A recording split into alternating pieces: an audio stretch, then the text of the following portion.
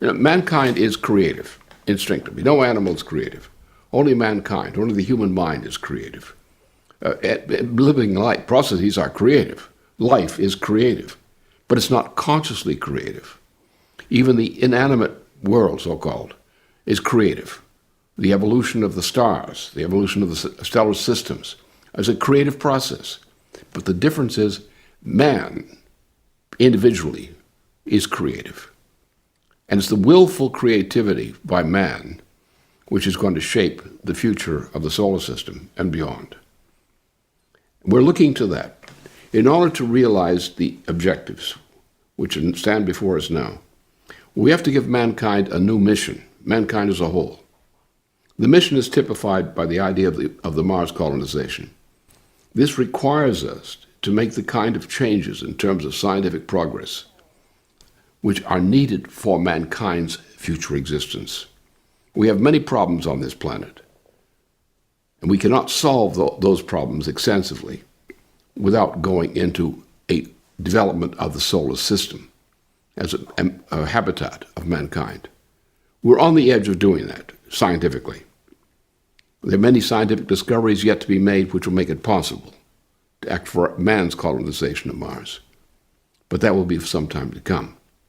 But we need the intention of accomplishing the Mars colonization.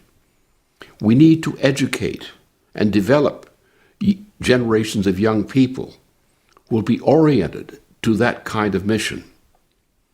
In the coming period, we will have the birth of young people who will be part of the colonization of Mars in one way or the other before the century is out.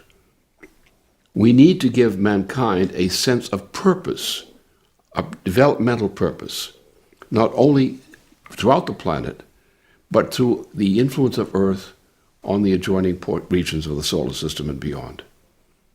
Those objectives are feasible.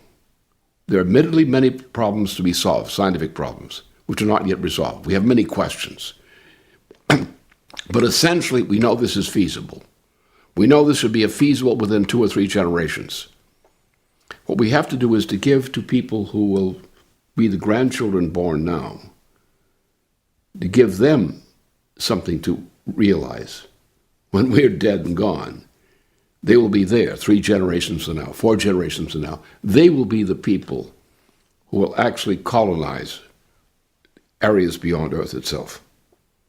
We need to give them the opportunity to do so. We need to give society, in the meantime, the mission orientation of achieving that colonization for our descendants 3 generations or so down the line. As with basic economic infrastructure on Earth, the industrialization of space will be a central feature of long-term national economic planning in the years to come, if the United States expects to experience real economic growth again. Economist Lindona Laruша has proposed the goal of a manned mission to Mars with fusion-powered rockets, with a flight time of a week or less. Many steps will be needed along the way, like the industrialization of the Moon and the development of fusion power.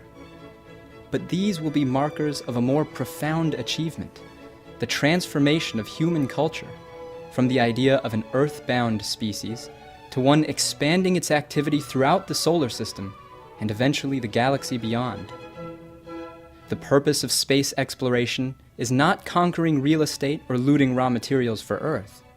It is making a change in the existing relationship between man and the universe, a change which is necessary for developing new principles essential to the improvement of life here on Earth. Such a change requires a new understanding of the true meaning of economics.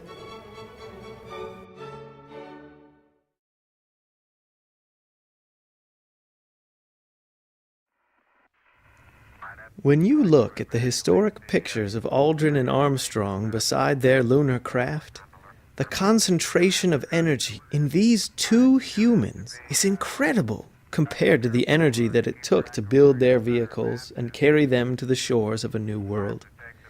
In 3 billion years, our star had to dissipate 10 trillion kilowatt hours into space-time to turn approximately 18 out of 92 elements into a system that is capable of reflecting upon the structure, the origin, and the destiny of itself and the universe. Yes, we are unbelievably expensive. At least 100 billion trillion kilowatt hours have been expended on each of us, counting all humans that walked the earth since the Homo erectus. Even at 1 cent per kilowatt hour, a price as outdated as the 5-cent cigar, this adds up to an energy worth of $1 billion trillion per person, equal to the U.S. present gross national product for 1 billion years. Moreover, each year our star dissipates 900,000 trillion kilowatt hours per capita, sustaining the biosphere and our growth potential. The science of physical economy begins by treating the development of an entire nation as a single physical process, taken over capital investment cycles of at least 2 generations. Economic planning begins with the question, where must we be in 50 years, and what must we do today to get there? Unlike financial statistics, a true notion of physical profit shows that great projects are actually a necessary part of the growth of a national economy. A similar phenomenon can be seen even in the biosphere, whose growth has historically depended on relatively rapid, large-scale evolutionary upshifts. As the biogeochemist Vladimir Vernadsky proved in the early part of the 20th century, the evolution of the biosphere is governed not on the Darwinian scale of random changes in individual organisms, but on a planetary scale. The direction of evolution has been toward a constant planet-wide increase in the biogenic migration of atoms, the rate at which matter is consumed, transformed, and redistributed by living matter in the process of growth and development. Though the total energy throughput of the biosphere increases over time, it is not simply consumed by the multiplication of organisms.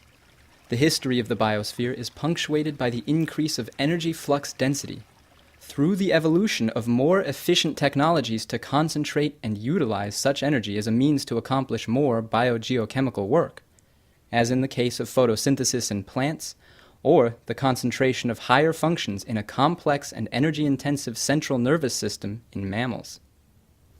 Because creative reason has given mankind the ability to willfully direct our own evolution, we have superseded the biosphere, measured by the increase of what Lindon Larush has termed mankind's potential relative population density. Under the influence of a new geological force, human culture, the biogenic migration of atoms is intensified on the Earth itself, and potentially throughout the solar system as a whole. The material preconditions previously created by the biosphere for the growth and improvement of the human population must be increasingly recreated through human activity. A growing ratio of total economic activity must therefore be devoted to long-term investments in science-driven production and infrastructure. Long-term investments which secure the material preconditions needed by future generations. The physical economy, like the biosphere, is determined from the top down. As the level of the nation's physical economy, the production and distribution of physical goods and infrastructure had been subordinated to the increasingly fictitious moment-to-moment values of monetary and financial instruments over the last 40 years, their relative rates of growth diverged more and more. A production-oriented economy was replaced by the myth of a consumer-driven economy. Under this system, the profitability of monetary and financial values depended on the reduction in the physical costs associated with infrastructure, production, and scientific research and development.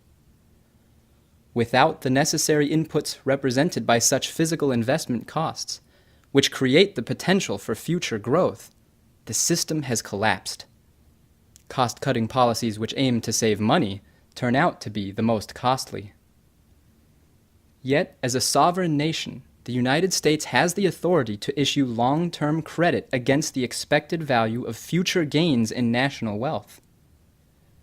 This means that the proper context for measuring economic value extends beyond the apparent conditions of the moment, at least 1 to 2 generations in the future, a future which must govern our decisions in the present. But how can real economic value be measured?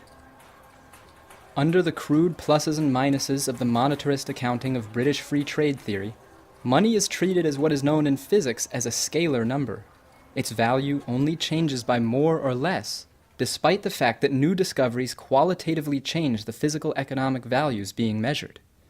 Thus, dollars spent in a casino are treated as no different than dollars spent in a steel mill or on the space program.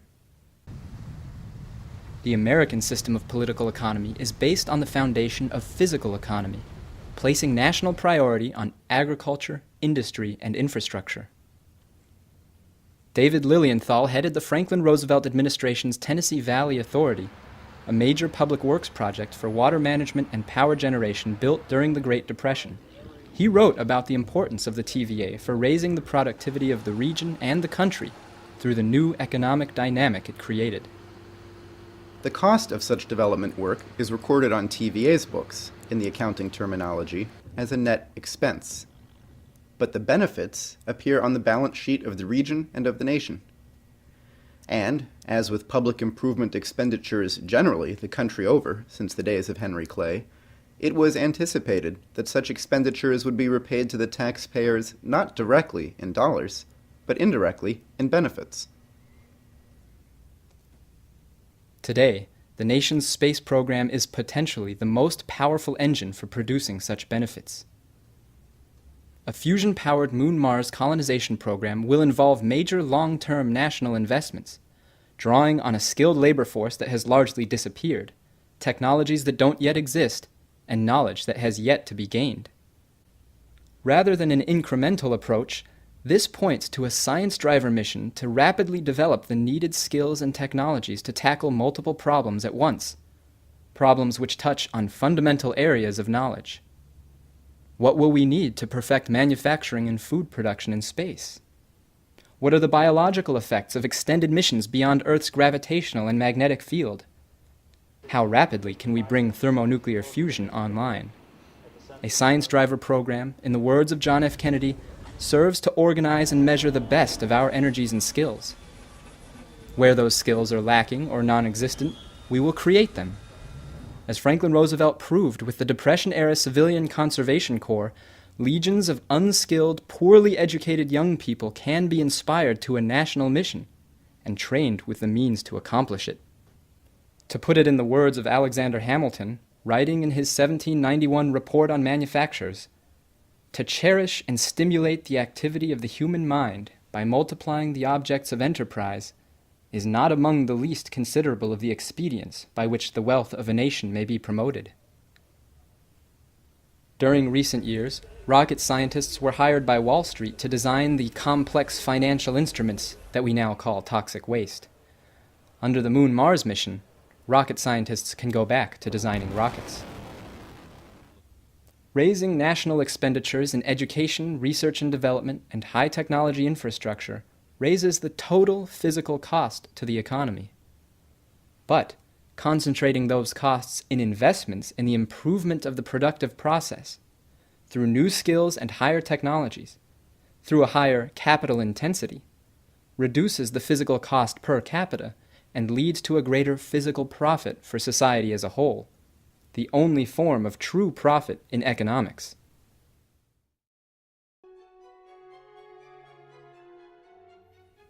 The general mission assignment is to drive astrophysics, microphysics, biological science, and human knowledge to far beyond their presently foreseeable limits for the coming century.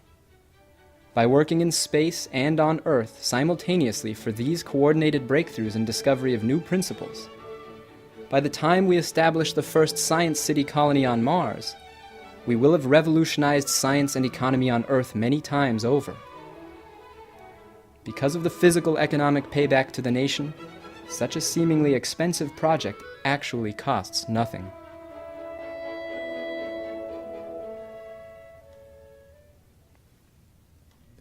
A curious breed of individual seems to be making a place for himself in this ordeal of emerging from the pupil state into the space age. This is the man who, technically speaking, appears to be willing or able to think more than 10 years ahead. A few years ago, People of his type were called crackpots. Terraforming planets is a topic of discussion among the less inhibited Washington space policy men nowadays. The lessons of America's 1960s Apollo project should not be forgotten. As a technological feat, it surpassed anything in human history. But its greatest impact was in the domain of the imagination, the ultimate source of physical wealth. In 1961, against the wishes of many of his own advisors, President Kennedy challenged the nation to a manned moon landing by the end of the decade. In order to accomplish the monumental task which he laid out, new rocket engines would have to be developed 10 times more powerful than any which then existed. New spacecraft would have to be created, more complex than any machines ever built, capable of linking up in space, maintaining communication with Earth over a distance of 240,000 miles, and safely returning crew members through re-entry into the atmosphere at speeds higher and temperatures hotter than had ever been experienced. It was not yet known if human beings could even function in space for days at a time. Little was known about conditions on the moon, or whether the lunar surface could even support a landing ship without being swallowed whole by the lunar dust. Out of 7 American attempts to send unmanned probes to the moon up to that point, all had failed. At the time that President Kennedy committed the nation to landing a man on the moon, the United States had not yet put a man in orbit around the Earth. Yet, with a clearly defined mission, the nation was mobilized. At its peak, over 400,000 people were working directly on Apollo, 90% of them in industry. Thousands of skilled scientists, engineers, and technicians were mobilized under the leadership of NASA, which funneled millions of dollars of grants to educational institutions to produce thousands more. The excitement of space created an entire generation of scientists and engineers. Almost every aspect of the program presented entirely new types of challenges that had to be solved on an urgent time schedule. Exemplary of the American system of economics first established by Alexander Hamilton, it was the ingenuity of a scientifically oriented industrial sector, combined with mission orientation provided by the federal government through NASA, that made the moon landing a success and drove a nationwide dynamic of real economic growth. With industry, university, and government working simultaneously on scientific and technical problems, breakthroughs in one area spread quickly to another. With a tight interconnection between basic manufacturing and advanced research and development, major advancements occurred in the machine tool section of the production process, affecting whole sections of the civilian economy. New commercial industries in microelectronics, communications, and advanced materials provided not only new jobs, but increased the division of productive labor for the economy as a whole. Kennedy's investment tax credit during this period further stimulated industry by rewarding capital investments in plant and machinery. Under the optimism of Apollo, private investments often preceded government contracts, as companies spent their own funds on research and development in expectation of long-term government commitment to the promise of space. Contrary to the failed market theory of supply and demand, it is productive investment which generates demand. Instead of a one-shot stunt, many of the leaders of Apollo envisioned it as only the first step in mankind's necessary expansion into the solar system. What NASA's administrator James Webb called the mastery of space and its utilization for the benefit of mankind. The vast human and technical infrastructure built for Apollo would serve as the foundation for a follow-on space station, lunar outpost, and manned Mars mission. In the same speech that Kennedy announced the moonshot, he proposed simultaneous acceleration of the nation's nuclear rocket program. This gives promise of someday providing a means for even more exciting and ambitious exploration of space, perhaps beyond the moon, perhaps to the very end of the solar system itself. The nuclear fission rocket was the space program's most advanced research and development project. It would have been the natural bridge technology leading toward fusion rockets, the key to interplanetary flight beyond the moon, planned for post-Apollo missions. The reason for nuclear rockets was simple. Once in space, chemical fuels can only go so fast and so far. The principle of energy flux density applies as much to rockets as to every part of an economy's productive process. from electricity production to machine tool design. In first approximation, energy flux density refers to the energy density measured by the amount of useful work that can be accomplished from a given mass of fuel.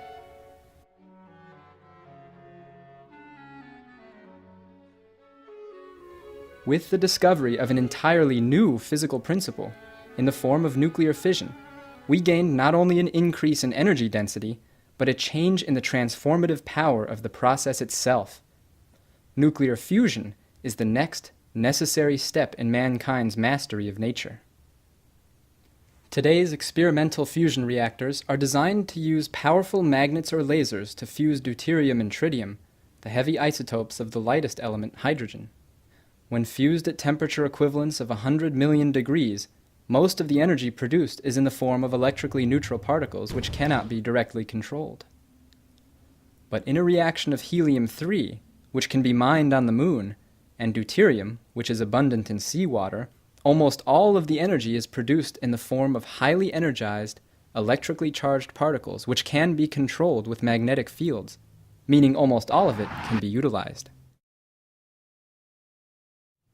This makes helium-3 the holy grail of fusion fuels and the key to opening the entire solar system to mankind. The shift from chemical power to nuclear fission is a necessary leap upwards in energy flux density for the human species. The shift from nuclear fission to thermonuclear fusion will be as important as the discovery of fire to ancient man. Serious manned Mars planning within NASA coincided with the nuclear rocket program. What had been mere dreams only a few years before now seemed to be a rapidly approaching reality. After all, if we could get to the moon in less than a decade, Mars suddenly seemed a little less distant. A number of official studies examined various options for the earliest possible flybys and landings on the red planet by the early 1980s. The most conservative projections put humans on Mars by the year 2000. Here was NASA's program for the mastery of space, running across a broad front of American government, industry, and university research, under the attitude that doing the impossible was a national imperative. We choose to go to the moon in this decade and do the other things, not because they are easy, but because they are hard. Most of the major investments in Apollo were made within 5 years of Kennedy's moon landing challenge. By the time that challenge was fully met 8 years later, much of the human and technological infrastructure that got us to the moon had already been jettisoned, along with advanced projects like the nuclear rocket. Despite that, every major economic study on Apollo since the 1970s has pointed to major multiplier effects for the whole economy through the new technologies and new skills developed through the space program. Simply put, the rate of return from the space program was greater than any other form of legal activity in the economy. Was Apollo unsustainable, as some have argued, an anomaly made possible only under the unique conditions of the Cold War? The basic facts of physical economy tell a different story. It was the space-related investments of Apollo, combined with President Kennedy's investment tax credit, which spurred the last wave of actual growth in the physical economy of the United States. Slightly less than 40 years since Apollo came to an end, it is the post-industrial economy of cost-cutting, privatization, and deregulation, promoted as the model of sustainability, which has collapsed.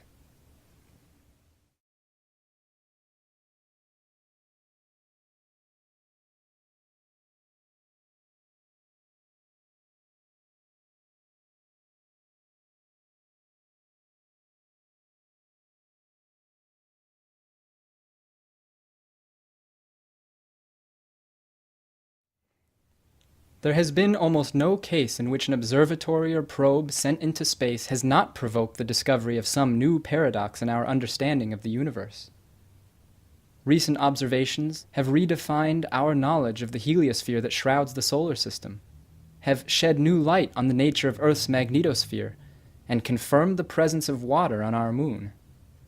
Is it any surprise that space exploration will give us the most important discoveries of the future?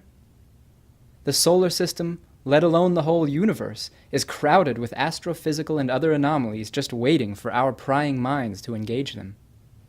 On this basis alone, the number of new fundamental discoveries awaiting mankind from even the preliminary next steps toward Mars colonization would assure us of major scientific breakthroughs in the practice of science upon Earth. Were fusion research linked to a mission for interplanetary manned travel, it would lead to the very forefront of science, pointing to fundamental principles of matter at the microphysical scale, as well as their connection to phenomena at the scale of astrophysics. Fusion-powered flight will also open up an entirely new experimental domain by making possible a phenomenon which has never yet occurred in the known universe: the creation of an artificial gravitational field by constant acceleration through cosmic space. The most basic part of a manned mission to Mars is also the most difficult: getting humans there alive. It has long been known that there are deteriorative physiological effects associated with prolonged weightlessness in space. Loss of bone density, loss of muscle tone, heart problems are all known problems which involve many paradoxical elements. Initially, it was believed that these were the results of simple unloading effects, attributed simply to atrophy from disuse in microgravity. Experiments have shown, however, that there are more factors involved than simple unloading. For instance, the artificial unloading of humans and mice on Earth does not fully recreate this effect, and the forced loading of astronauts during spaceflight does not counter it. There are a number of hypotheses for this to be explored. The most interesting will be those concerning the electromagnetic properties of living matter and its response to changes in the radiative environment as well as isotopic ratios. It is known, for instance, that completely shielding organisms from normal environmental radiation causes developmental damage. Conversely, pelvic bone loss in women is known to occur during radiation treatment for cervical cancer. Further, successful research has been performed on applying electromagnetic fields to speed the repair of broken bones. Very likely, similar processes are at play in the case of extended stays outside of Earth's gravitational and magnetic field. All of this indicates a potentially very great role for electromagnetic and nuclear phenomena in space biology, as well as their significance for life on Earth. This is to be expected from the standpoint of a unified field theory. After all, is there such a thing as electromagnetism apart from gravitation? What are we actually creating when we create the artificial gravitational field associated with acceleration? If artificial gravity is actually gravity, what will be its effects on matter? What will be its electromagnetic component? What will be its effect on living tissue? What will be its effects on space-time itself? Mastery of these questions will require a whole new battery of experiments, subjecting both carefully constructed instruments as well as samples of living matter to constant acceleration to and from the Earth. The new knowledge gained from answering these questions will undoubtedly lead to massive breakthroughs and new approaches to minimally AIDS, cancer, and virology in general, all of which are known to involve little-studied electromagnetic, gravitational, nuclear, and quantum phenomena. The questions at stake in manned interplanetary travel by fusion-powered acceleration are of a much more fundamental nature and point to more profound economic and technological spillover than even the Apollo program of the 1960s. This brings us to the domain of economics and policy, the organization of human society. The human species, beginning with the American population, must be educated with the understanding that the various steps towards becoming a spacefaring species, the industrialization of the moon, the development of fusion power, and the colonization of Mars, are not optional ones. The problems here on Earth are not local ones. The fundamental scientific breakthroughs required to address these problems lie, along with the answer to their origins, in the stars.